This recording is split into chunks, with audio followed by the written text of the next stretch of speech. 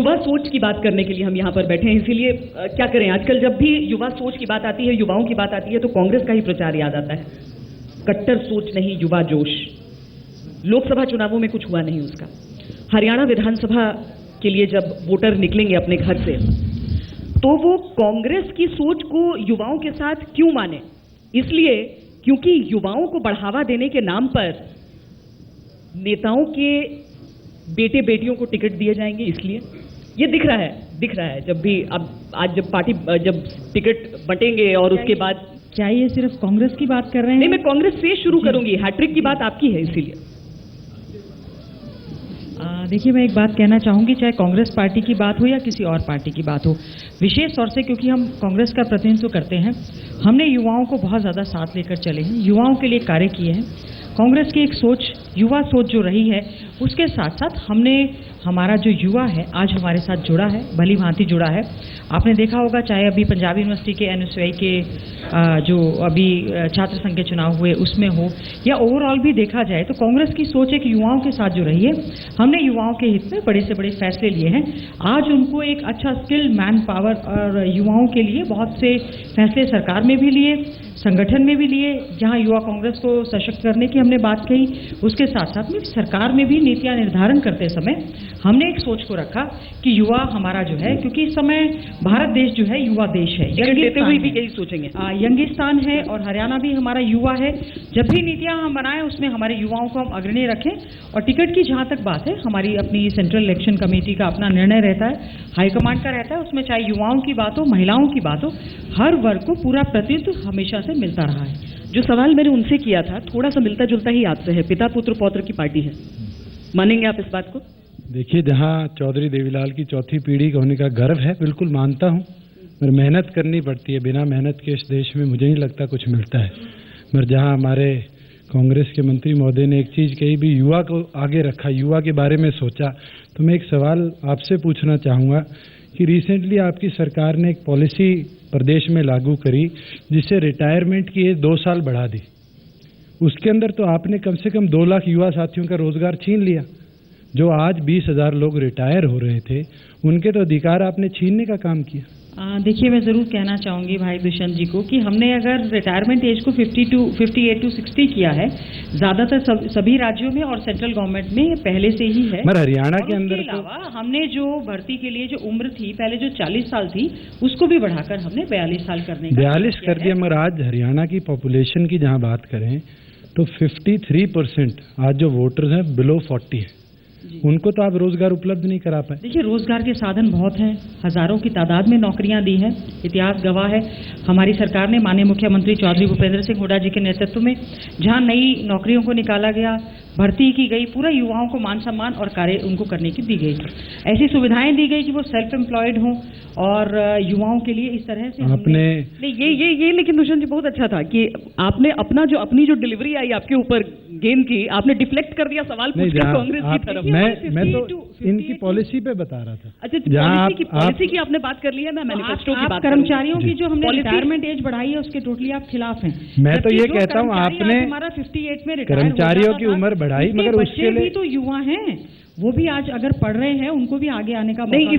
इसीलिए सैनी जी, अगर हम युवाओं की बात करते हैं तो नीतियों पर इन्होंने सवाल उठाया है। नीतियां एक तरफ हैं, मैनिफेस्टो की जब बात आती है वहां पर कांग्रेस पार्टी अपनी तरफ से जरूर बताएगी किस तरीके से SEZ का जिक्र होगा, वो चमचमाते हुए मॉल्स होंगे जहां पर युवा घूमते हैं। पर युवाओं को क्या सिर्फ घूमने फिरने की जरूरत है?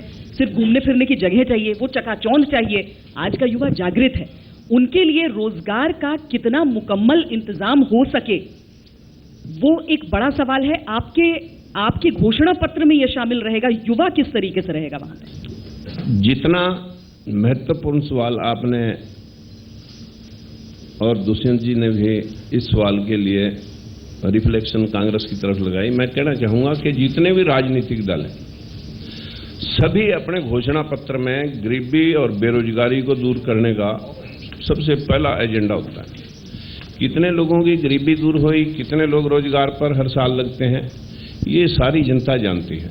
मैं इसमें कहना चाहूँगा कि अगर इस देश के युवाओं को रोजगार पे लगाना हो तो उसके लिए जो दुष्यंत जी ने कहा कि एज बढ़ाने की बजाय जब 55 साल है एज, 55 साल और 3 साल पहले एक्सटेंशन के हैं 3 साल, वो 3 साल पहले से ही उनको चांस और बढ़ सकते हैं।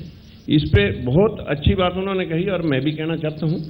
लेकिन जो रोजगार युवाओं के लिए सारे देश के अंदर सभी राजनीतिक दल इस बात को लेकर के घोषणा पत्रों में अपना प्रचार करते हैं, अगर कोई कारगर नीति इस देश को दिशा दिखा सकती है, इस देश के युवाओं का कुछ ना कुछ करने की क्षमता रखती है। पूरा देश अंधकार में घूम रहा था, सारे राजनीतिक दलों के घोषणा पत्र कर चुका था। एक ऐसे वक्त में एक ऐसे आदमी पे पूरे देश का भरोसा टिका कि नरेंद्र मोदी इस देश के ऐसे नेता हैं जिसके ऊपर 15 साल से किसी एक स्टेट में उसने बच्चों को, युवाओं को रोजगार देने के लिए अनेकों प्रयास किए। जैसे हमारे देश में एक अंग्रेज ने मुझसे पूछा कि आपके देश में बिजली कितने घंटे आती है, मैंने कहा एवरेज 8 घंटे। तो उसने कहा कि आप 16 घंटे हर रोज दुनिया की दौड़ में पीछे रह जाते हैं। जब तक हमारे देश में 24 घंटे बिजली नहीं होगी तब तक युवा रोजगार करेगा कैसे? नौकरियों के साधन तो बहुत सीमित हैं।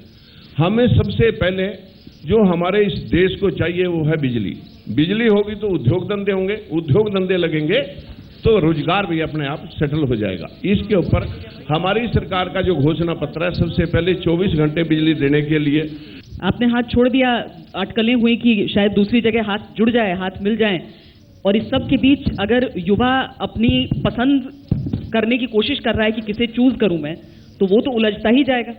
देखिए, हमने हरियाणा के युवाओं की चॉइस आसान कर दी है, क्योंकि जिस प्रकार से भाई रवि सैनी जी बोल रहे हैं कि नेतृत्व को वोट पड़ा है, नेतृत्व मोदी जी के नेतृत्व में देश में सरकार बनी है, उसी प्रकार हरियाणा में भी नेतृत्व को वोट पड़ेगा।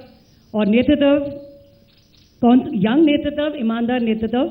ये युवा भी यही चाहता है कि हरियाणा में एक ईमानदार सरकार बने, एक ईमानदार नेतृत्व के नीचे एक ईमानदार सरकार बने। तो इसलिए हमारी युवाओं की हमने कठिनाई बढ़ाई नहीं, बल्कि हमने उनका काम आसान किया है। और रही बात जो बेरोजगारी की, जो भाई साहब बोल रहे हैं कि नरेंद्र मोदी जी शायद कुछ करिश्मा करते, तो मैं इनको यही बताना चाहूँगी और ऑडियंस को भी जानते हैं कि चौधरी भजनलाल जी के टेन्योर में इतनी इंडस्ट्रीज हरियाणा में आई है। यदि फरीदाबाद की अकेले की हम बात लें तो 900 से भी ज़्यादा इंडस्ट्रीज फरीदाबाद में लाई गई थी। उसे एक इंडस्ट्रियल हब बनाने का प्रयास हो रहा था, चाहे वो हम अभी और बाकी हरियाणा में एस्कॉर्ट की बात करें, हम मारुति की बात करें, हीरो होंडा की बात करें, तो ये अपॉर्चुनिटी हमने एम्प्लॉयमेंट की क्रिएट करनी है। अनएम्प्लॉयमेंट कैसे दूर होगा? जब युवाओं के लिए हम एम्प्लॉयमेंट की हम अपॉर्चुनिटीज़ उनके लिए क्रिएट करें। तो चौधरी भजनलाल जी ने ये 25 साल पहले इन्होंने जो इतनी इंडस्ट्रीज यहाँ हरियाणा में लाई उन्होंने, तो उसके बाद सब्सिक्वेंट गवर्नमेंट जो बनी है, गठबंधन की सरकारें बनी हैं, भारतीय जनता पार्टी के सहयोग से विकास पार्टी की भी सरकार रही, उसके बाद इनेलो पार्टी की भी सरकार रही, तो कहाँ गई वो सारी इंडस्ट्रीज? क्यों नहीं उनको आगे बढ़ावा दिया गया? क्योंकि that would have created so much employment for the youth and that was such a good opportunity, and I think he did a fabulous job by trying to get all these industries to Haryana, which is such a small state. In such a small state, just I'm only giving an example of Faridabad. Faridabad alone had more than 900 industries. थोड़ा शहरों से अलग हटकर गाँव की तरफ भी हमें जाना चाहिए। शहरों की तरफ ये चकाचौंध बढ़ रही है, लेकिन गाँव की तरफ क्या हो रहा है? जो हमारी पार्टी का मैनिफेस्टो है, we are even trying to make small scale training centers in villages, even for to encourage ladies to develop skill. Khap panchayat की फरमानों की हम बात कर रहे हैं, उसके बारे में बीजेपी की राय क्या है? खाप पंचायतें हैं नहीं, वो खाप पंचायतों के मालिक। देखिए, मैं बात करना चाहती हूँ, हरियाणा जनहित कांग्रेस पार्टी का किसी राजनीतिक पार्टी की राय साफ आती नहीं। हरियाणा जनहित कांग्रेस पार्टी का स्टैंड हमेशा से बहुत क्लियर रहा है कि we are completely against khap panchayat, because they are not an authorized body. और जो ये हमेशा कानून अपने हाथों में लेने का ये काम करते हैं, विच इज नॉट राइट। और जब हम खुलकर हम खाप पंचायत की खिलाफत करते हैं, तो you should give us the credit, because you should include us in all the other parties that ये पॉलिटिकल वोटों की राजनीति करते हैं। कोई खाप के खिलाफ बोलना नहीं चाहते, लेकिन mister Kuldeep Bishnoi has very categorically said that we are completely against Khap Panchayats, and the statements made by the members according to Khap डर है वोट Panchayats गंवाने का इस also बात पर। सारी गलती उनके हिसाब से लड़कियों की होती है। हमारे बहुत ही अनुभवी, जिनका कोई ओमप्रकाश चौटाला जी ने भी शायद बयान दिया था कि लड़कियों की मैरिजेबल एज 16 कर देनी चाहिए, which I think in today's world it's, I don't know what to say beyond that, because Renuka ji, आज आपने 18 की बजाय बड़ी आराम से 18 भी I don't feel is a very appropriate as.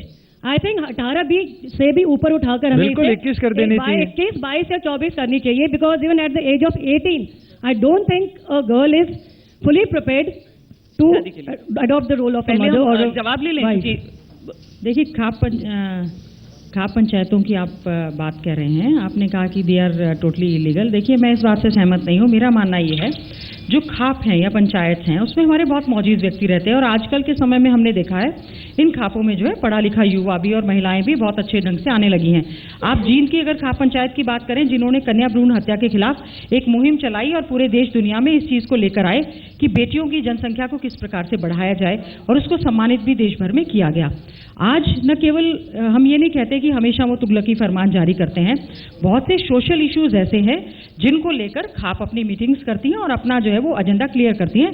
They are not over and above any law, but khap panchayat में social issues पे अगर कोई जिक्र होता है, लेकिन जो नौकरी करता है वो तो over and above law ही दिख रहा है। You have no right. Okay, You they are not cannot get your rights implemented. You can't नहीं, get your वो thoughts कोई implemented किसी till the कानून time या- you're authorized by the government. देखिए, ना तो वो कानून से ऊपर है, ना वो अपने आप को कानून से ऊपर कहने की बात चर्चा प्रॉब्लम करती है। यहाँ आ रही है क्योंकि वो अपने हमारा आप को केवल समझते हैं कानून से ऊपर। That's where देखिए, the बहुत problem सी खाप arises. पंचायतें हमने खास तौर से देखा है जो कि सोशल इश्यूज को लेकर, चाहे वो हिंदू मैरिज एक्ट में बदलाव की बात को लेकर करती हैं या दूसरे इश्यूज को लेकर करती हैं, फीमेल फिटिसाइड या महिलाओं के अधिकार हैं या बुजुर्गों के अधिकार हैं। तो संतुलन लाना किसका काम है कि कुछ गलत करते हैं, कुछ सही करते हैं, लेकिन उसका फरमान का तो वो सजा तो सुना देखिए, जाती है, वो मैम, सजा देखिए, तो जो हो जाती है। फरमान जारी किए जाते हैं आप उसमें लड़कियों को कांग्रेस पूछते पार्टी- हैं, लड़कों को कांग्रेस क्यों नहीं पार्टी पूछते उनसे बिल्कुल हमारा मत- बेटा कहाँ जा रहा है, वो बेटा क्या कर रहा है? जो देखिए, आपका अगर सवाल था कोई वो ये पंचायत तो द्वारा- 15 अगस्त के ऊपर माननीय हमारे प्रधानमंत्री मोदी जी ने ये जवाब दिया था कि बेटी को तो पूछ लिया जाता है कि कहाँ गई थी, कितनी देर में क्यों आई, बेटे को क्यों नहीं वही सवाल किए जाते। यदि हम अपने बच्चों को, फिर भी बेटे आप और खाप बेटियों पंचायत को, पर कुछ नहीं यदि कह रहे। हम जहाँ- उनको देखिए, सोशल जो- एक्सरसाइज में लाएं, तब ये खाप अपने आप पंचायत खुद हो पे- जाएगा। जहाँ सैनी साहब ने बोला कि देश के प्रधानमंत्री ने कहा कि बेटी से पूछा जाता है, मुझे लगता है हमारे देश में ये जो एक बैरियर क्रिएट किया गया कि हमारी बहनों से पूछा जाता है और हमसे नहीं पूछा जाता, ये इसलिए है कि पुराने समय से लेकर अब तक एजुकेशन बहुत कम रही। हमें एजुकेशन डालनी पड़ेगी। जहाँ आप खाप की बात कर रहे थे, आज खाप के दो पहलू हैं। एक जो बड़े चैनल्स दिखाते हैं, एक छोटा इंसिडेंट को ड्रामेटाइज कर कर बहुत बड़ा दिखाया जाता है, और दूसरे ओर पर जो खाप काम करती है रियल लाइफ में।